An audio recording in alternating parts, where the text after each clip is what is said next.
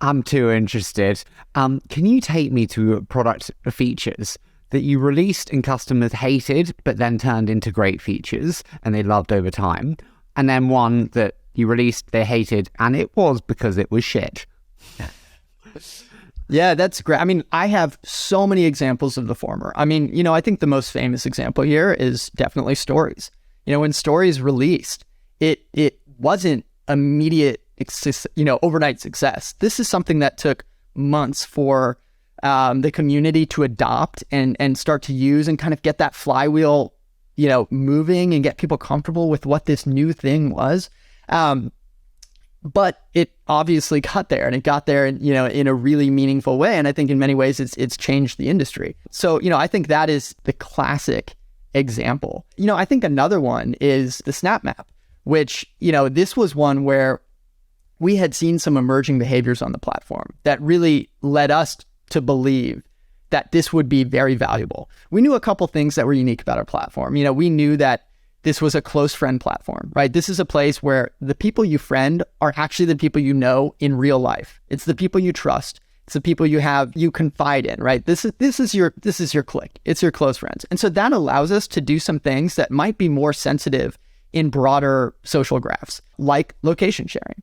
At the same time, it is something that can make people uncomfortable. And so when we rolled out the Snap Map, a lot of people were like, this is an invasion of privacy. But the reality is, by default, you're not sharing your location. There's a flow where you have to say, I want to share my location, and then you're going to select the friends that you're comfortable sharing it with. And we made sure that flow was crystal clear, and it was something that you're opting in every step of the way. And so I think it took a little while for folks to get comfortable, but at the end of the day, they realized that this is an opportunity to see exactly, where their friend is when they need them. And this was really inspired by an emerging behavior, which was people were posting to their story with a geo filter, which kind of tagged their location. And they'd, add a caption like, hit me up, which basically meant, I'm at this location, come hang out. And when their friend would arrive, they'd actually delete that snap from their story. So that indicated to us that there was a problem here, that our community was finding it difficult to meet up with friends, and we could make that easier. Okay, I might have gone way off the question there, but no, that's perfect. Before we move to the one that failed, I'm fascinated. You mentioned the Stories there. I obviously had Alex on from Meta, and him and Kevin Wild were both like, yeah, it was a ripoff, like when we did it.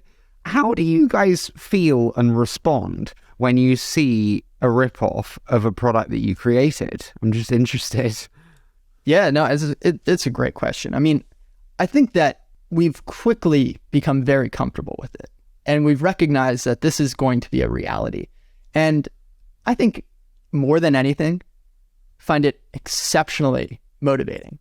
Because not only does it validate all the work that you've done, but it also, lights a fire under your ass to go continue innovating. Every single time we do something that is then adopted across other platforms, we recognize that, we've hit something, right? Something within humanity that resonated. And that's exciting. But it also, makes you realize that you have to keep doing that over and over again. I think it's also helped us think about, what are the things that we're really uniquely positioned to do? What are the things that really differentiate our platform? And, while Stories has, been successful on other platforms, the way Stories are used on Snapchat is still fundamentally different. It's still more raw, authentic, in-the-moment content. There's less of this need to be, pretty or perfect. And, that makes the ethos of the platform fundamentally different. And that's because the way people use the platform is different from what they expect from, other platforms. So I think we're always looking to lean into those unique advantages. The Snap Map's a perfect example of that, right? The close friend graph makes us uniquely positioned to put something out in the world that might be a little bit more sensitive to share, and you're only comfortable sharing it with your close friends. Those were things that worked over time, and we saw that work. What was just like, it was what we call a smelly fish in the UK, which is like, it didn't work, and it continued to not work. Yeah, there are plenty of products and features. I find them a little bit less memorable for many reasons, because they're not something we're thinking about every single day and iterating on, right? And what I've found too is that the process that we use, it leads to pretty high success rate. And that's because ultimately we are weeding out hundreds of ideas before they go out the door, before they're shipped to 100%. Now, there are things that we have, I think, pushed for really hard and ultimately had to wind down. This last year, we had to wind down our games effort.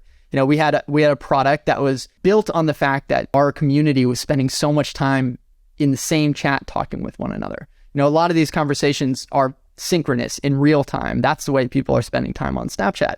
And a lot of that time is also spent in video calls and calling. And so we thought there was an exciting opportunity to build something that would be incremental to that experience and make it easier to connect and more fun to connect. And so we kind of developed this game platform. And we saw some really exciting signs of success.